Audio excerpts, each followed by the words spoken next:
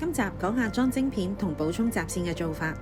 去到呢一度已經係模型加燈嘅最後一步。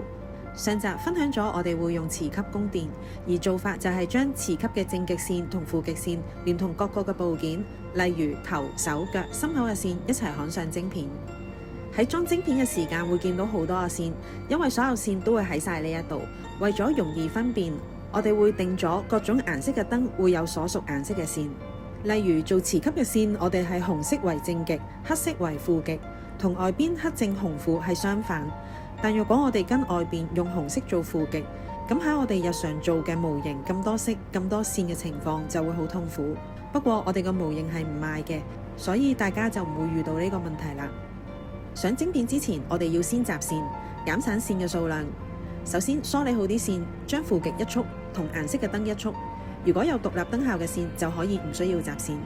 用夾將線扭實，令每一條線都可以緊實接觸得到，確保每一條線喺煲石之後都能夠融匯一齊，令到每一條線都能夠導電。所以我哋集線嘅時候，一般唔會超過20條。落石煲線嘅時候，當見到佢出煙，代表漆皮已經燒開。如果線嘅數量有幾條，就可以繼續等多幾秒，等啲線可以煲得透。跟住落翻個熱縮通，咁就完成集線。集完線就可以上晶片。我哋一般會用8腳同16腳嘅晶片。晶片都可以喺淘寶買到，而晶片嘅編程係由我哋自己編寫。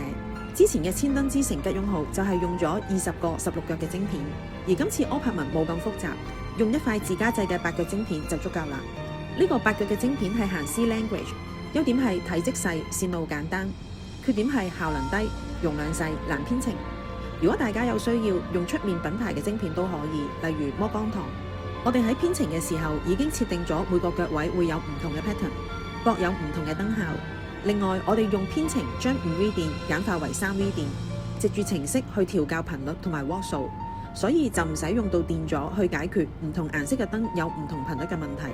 將各個顏色嘅單色燈同 RGB 燈一齊焊上晶片，再用磁吸供電俾晶片，就可以令所有嘅燈同時運行。